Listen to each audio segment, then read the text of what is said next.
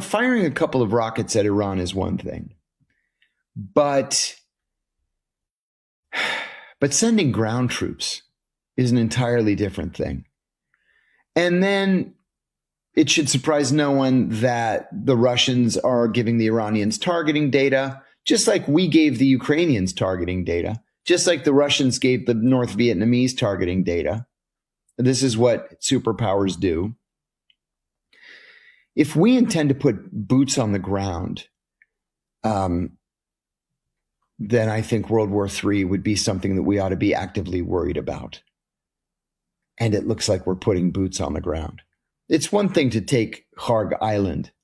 It's one thing to take the Greater and Lesser Tunb Islands and give them back to Sharjah in the United Arab Emirates. It's an entirely different thing to actually launch a land invasion of Iran. I can't imagine anything so stupid, so short-sighted, so criminally negligent as an actual ground invasion of Iran. These attacks are bad enough. They're crimes against humanity and war crimes.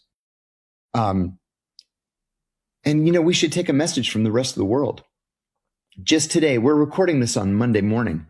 Earlier this morning, the government of Spain banned overflight clearance for all American military aircraft. The Spanish won't even let us fly over Spanish territory on our way to Iran.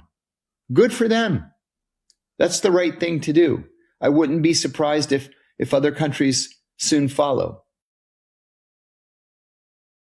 Like Ireland, for example, maybe even Italy. So, yeah, I think we're at the precipice. It's not too late to turn back, but we're in an exceedingly dangerous. The A10 Warthog is one of the most beloved planes that the U.S. has ever produced, and I mean from the Wright brothers onward. The A10 is easy to handle, it's easy to maneuver, and it is specifically designed for close-in combat. The Air Force was apoplectic when the Pentagon announced that it was going to phase out the A-10 Warthog because everybody loves the Warthog. Everybody. Well, now they're bringing it back. And they're bringing it back because it is effective against Iranian fast boats. The United States historically has had real trouble defending against Iranian fast boats in the Strait of Hormuz. The fast boats are run by the IRGC.